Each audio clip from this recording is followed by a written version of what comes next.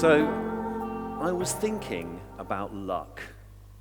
And I was thinking how lucky I am to be here in Cluj. I feel really lucky to be here. And I was thinking, how did I actually come to be on this stage talking to you? Was it luck or was it something else? So how did I get here? I was invited. I was invited by the guy from TEDxCluj who met me in Belgrade. It was in Belgrade. What was I doing in Belgrade? I was teaching. That's right. I was teaching a workshop for entrepreneurs, creative hubs. They were talking about things like Richard Branson and Steve Jobs. And I was there. I'm a theatre director. I was there talking about Shakespeare and Aristotle. They were a bit confused. And it was that confusion that I was trying to nurture, their creative imaginations. I was talking about tasks and opportunities, the difference between a task and an opportunity. I was talking about the fixed mindset and the growth mindset. I talked about Aristotle. And Aristotle said, if you want to avoid criticism, then say nothing, do nothing, be nothing. And I was saying, if you want to have an opinion, if you want to make a difference, then say something, do something, be something. And that's what I was doing. I was being something. And the guy from Cluj said, come here and tell us about this. And so I did, and I'm here. It's so lucky.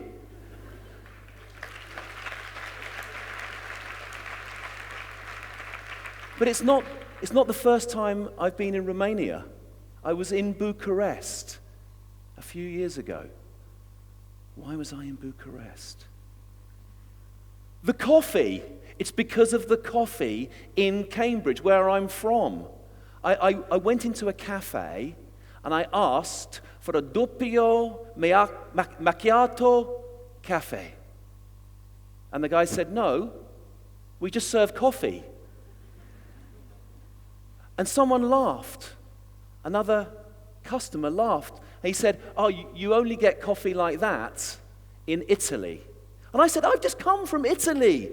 I was showing off a little bit about coffee. I've just come from Italy. Why was I in Italy? Oh, it's because I'd been in Frankfurt in Germany for the weekend. I went for a weekend and I stayed for 5 years. That's right. I was in a dinner party and the guy said, what do you do? I didn't really know what I did because I just graduated from college. So I said, I'm a theatre director. And he said, really? I said, yes. And he said, oh, that's interesting. I run a theatre. And I was like, fantastic. This is so lucky. He said, do you like working with children? And I said, no, not really. Well, I'm running a program for children in theatre. I said, hey, I like theatre, I'll do it. And I did it. It was great. And he said, come and work for me. And I did. And I worked for him for 5 years. And then he said, would you like to do some more work? And I said, sure. He said, come and work in France. Come and work in Belgium. Come and work in Italy. I was directing a play in Italy. I loved the coffee. I was in the cafe in Cambridge. And I asked for the complicated coffee. And they said no. And the guy said, I'm opening a cafe in Cambridge. I'm going around all the other cafes to see what kind of coffee they have, and I am going to have the best coffee in Cambridge. If you would like a good coffee, come and see me. We open in 1 week's time, but if you come today, I will make you a coffee. Come in 1 hour's time. So I said, well, I can't come in an hour. I'm not free. I'm not available. He said, okay. But when the hour came, I thought, I've got to go and see this cafe. I've got to have a coffee. I've got to have my doppio macchiato espresso coffee. I knocked on the window. Sure, the builders were in. I went into the cafe. He said, welcome. He made me a coffee. It was great coffee. And I said, this is a fantastic place. It's full of books everywhere. And in the corner were some computers. And I said, what are the computers for? He said, this is going to be the first internet cafe in Great Britain. Here. I said, I don't think it will catch on. And I went downstairs. He showed me around, and I went downstairs, and there was a storeroom. And the storeroom was full of books and bottles. And I said, what a great space. I said, this shouldn't be a storeroom. This should be a performance space. You could do theatre here and poetry and music. And he said, what, really? I said, yes, let me do it. I'll do it for you. Yeah, I've just come back from Italy. I don't have anything to do. And I did it. Every Friday and Saturday and Sunday, 50 people would come and listen to poetry and music and theatre. It's still there. Every night they have some performance on. It's amazing. I love that space. And I would book all the acts. And one guy was so annoying. Okay, he would call me at home. He would say, hi, I want to get my band on in your space. I'm like, where did you get my number from? Why do you keep calling me? You're so annoying. Leave me alone. He called me again and again and again. I said, fine, I'll put your band on. And he came and he performed. He was good. I said, okay, you're a part-time musician. What do you do the rest of the time? And he said, I'm an academic. I said, okay, what kind of thing do you teach? He said, well, I teach business communication. I said, oh, I do a bit of business communication. When I was in New York, I was teaching a theatre class. And on the theatre class was a lady, and her husband taught in the military school in New York.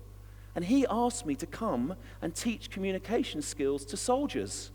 So I was doing trust exercises with people who had guns. And I thought, if I can teach them communication skills, I can teach anybody communication skills. So I said, I can do it. He said, okay, come and teach my students. And I taught his students.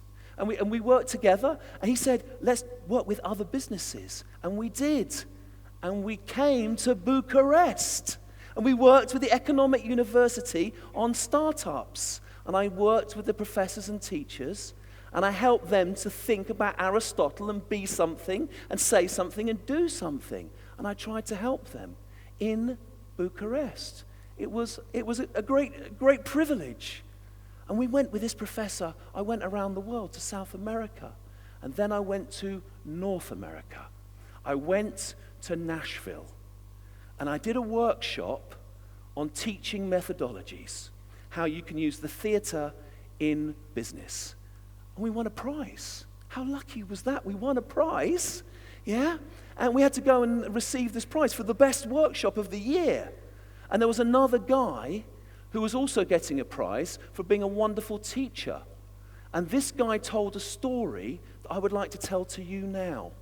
But to tell the story, I need an apple. I don't mean the computer, I mean the sort that you eat. Does anybody have an apple? Do we have an apple? You have an apple? Quick, bring me the apple, bring me the apple. Pass the apple down, throw the apple. I need the apple. Bring the apple. I haven't had my 5 a day yet. Okay. Can you bring the apple up to me? Yeah, bring me the apple. Okay, so where are we? We're being very lucky in Nashville. Fantastic. Perfect. All right. No, that's for me. Thank you. This guy, the guy that was also getting the award, he told a story of how he became a millionaire when he was only 10 years of age. A millionaire at 10. And he told the story. He lived in the Midwest of America in a farm that was isolated in the middle of nowhere. Yeah? And he was only 10 years of age, and he wanted to make his fortune. And he told the story of how he became a millionaire. One night, he went into his bedroom, and he looked at all the money he had, and he only had 5 cents. That's all he had, 5 cents. He thought, right, I'm going to make my fortune. He got up early the next morning, and he walked 10 miles, about 15 kilometers, to the nearest town. He walked all the morning. He got to the town, and at the town, he spent that 5 cents, and he bought himself an apple. And he walked all the way back 10 miles back to the farm. He did his chores. He worked with his grandfather, his grandmother, his brothers and sisters and family. They worked on the farm, worked really hard. And then at night, he polished that apple until it was really, really, really shiny. And he got up early the next morning. He walked all the way to the market. And he sold that apple. It was so shiny, he sold it for 10 cents. He bought 2 apples. Put the apples in his pocket. He walked all the way home. He did his chores. He stayed up all night. He polished the apple. He got up early the next morning. He went all the way into the town. He sold that apple and he bought 4 apples. And he took the 4 apples and he walked all the way home and he did his chores. He got up the next morning. He walked all the way to town. He sold those apples and he got 8 apples. And he did this day after day after day. And at the end of the month, his grandfather died and left him $1 million.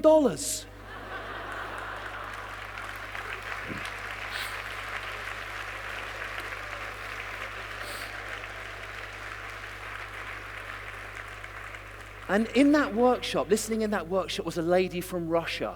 A lady from Russia was there, and she said, Paul, I would love you to come to Russia. I know lots of people in the theater. I know lots of people in business. Please come to Russia. And I said, well, okay, sure, lovely. Let's stay in touch. You say, let's stay in touch. You never do. 6 weeks later, through my letterbox came an envelope. In that envelope was an airline ticket to go to Moscow. Where did she get my address from? How did she know my name? How did she know the details for the ticket? I said, how do you know this? She says, I'm Russian, we know these things. I looked at the ticket, thought, should I do this? I've got to do it. I went to Moscow. I did the workshop. We've been working together now for 15 years. We've traveled Uzbekistan, Kazakhstan, all across Russia, Sochi, Novosibirsk. We've been in St. Petersburg and we've been using theater skills in business. And then I was so lucky. She introduced me to the people at the Moscow Arts Theatre. I'd studied about the Moscow Arts Theatre and I got to work there. How lucky was that? And we brought shows. We brought shows from Russia and other countries, and we brought them to Cambridge. By now, we had a theatre. Somebody had come into the storeroom theatre in the little cafe, had seen our work, and said, come into our theatre, in a big theatre. I was now the artistic director of this big theatre, and we invited shows to come to Cambridge. And people came to Cambridge to perform, and it was wonderful. And in the audiences, people would come and say, I enjoyed that show so much. And I spoke to one lady and I said, what do you do? And she said, I look after the archive of Charles Darwin in the library in Cambridge. And I said, wow, that is incredible. He said, when there's a reason, when there's a time, you can come and visit and I will show you his personal letters, his personal diary. It was time for the people from Bucharest to come to Cambridge. I took them into the library. I showed them Charles Darwin's personal letters and diary. The diary from the Beagle Travel. A piece of paper which had the original sketch of the evolutionary tree of life. And on that piece of paper, where he'd done all his works, his children had also drawn pictures of cowboys and Indians all over it. And I thought, this is incredible. This is the diary that Charles Darwin took on the Beagle. And she had on the white gloves. She said, it's very, very precious. Nobody can touch this. I said, what's that over there? I'm touching the book. I'm touching it. I know I shouldn't touch it, but it's Charles Darwin's. I had to touch it. It had to be done. And she said, you know what would be amazing? Why don't you do a play in which you read the letters of Charles Darwin? Fantastic. We research Charles Darwin. We learn about Charles Darwin. We learn the most important lesson. We learn that the survival of mankind, the survival of all species, depends upon its ability to improvise and collaborate. We learn this. We do the performance. People love it. A member of the audience comes up and says, I like Charles Darwin, but actually, why don't you do a play about my Cambridge hero, Sir Isaac Newton. Okay, sure, we'll do a play about Isaac Newton. We research Isaac Newton. Yes, he was an amazing character, an amazing physicist, but he wasn't looking to understand physics. He was searching for God. It wasn't about physics, it was to understand the universe. Gravity wasn't what he was searching to understand. It wasn't this. It was God. He was looking for one thing and he found another. And we found out that Newton was the worst ever teacher at the University of Cambridge because nobody could understand anything he was talking about.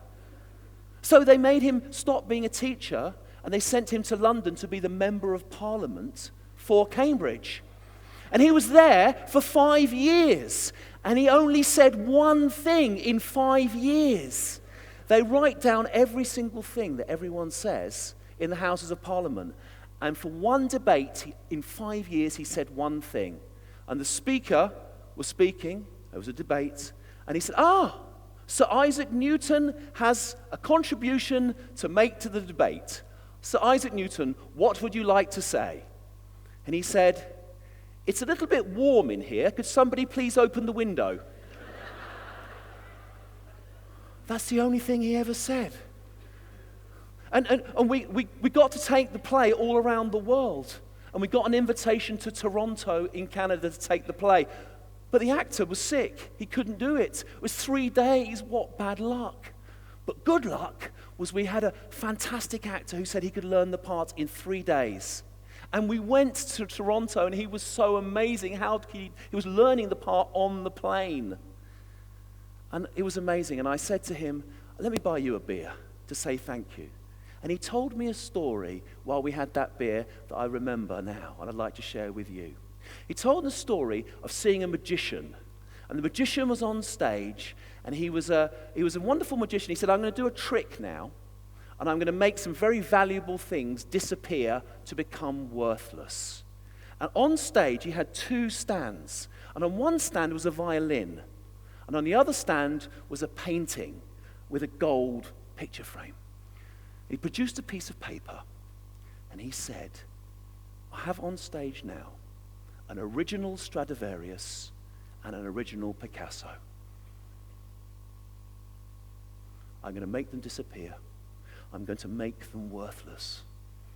And he walked over to the violin and he picked up the violin and he walked over to the painting. And he smashed the violin through the painting. The painting was destroyed. The violin was in pieces. The audience gasped. He said, don't worry. Don't panic. It turns out Stradivarius was an awful painter and Picasso made terrible violins. And I thought, that's right. That's what we do. We label things. We presume conditionally. We see the world. We don't look behind. And I remember thinking about Picasso, and I remember thinking, he's right. He talks about inspiration. Inspiration does happen. It finds you while you're working. And I was working. And I was being inspired by other people by working. And I remember another thing Picasso said. If you're painting and you don't have any yellow, just use blue. Who knows? And I was right, it's right. If I haven't got yellow, use blue. And we came back to Cambridge, and we did the performance, and the professorship of Cambridge that was from Isaac Newton was passed down to Stephen Hawking. And Stephen Hawking came to the show. He came in his chair and he came to the show and he watched the show. And afterwards they said, would you like to meet Stephen Hawking? And I said, sure, I'd love to meet Stephen Hawking. So I said to him, hello, how are you? And we talked a little bit. And I said, what do I say to Stephen Hawking? I said, I read you hadn't been very well, Stephen. We were getting on very well at this stage. And he said, yes, that's right, Paul. I hadn't been very well. And I said, I don't know, why did I say this? I said, did you see the joke about you when you weren't well in the newspaper? And he said, no. What was it? Oh, no, it doesn't matter. No, tell me the joke. Tell me the joke. I was like, really? Okay. So there was a newspaper, and Stephen Hawking was in the hospital bed. They had all the wires and everything, and the two doctors, and they had clip pads standing over the bed, and one doctor was saying to the other doctor, what do you think? What do you think we can do? He said, I don't know. Maybe we should try turning him off and turning him on again? And I told this joke to Stephen Hawking, and he laughed. And I told this story, and I told this story to my friend, and he said, that's a wonderful story. And I thought, great, I've got all these stories, I must keep telling these stories, I must keep telling these stories.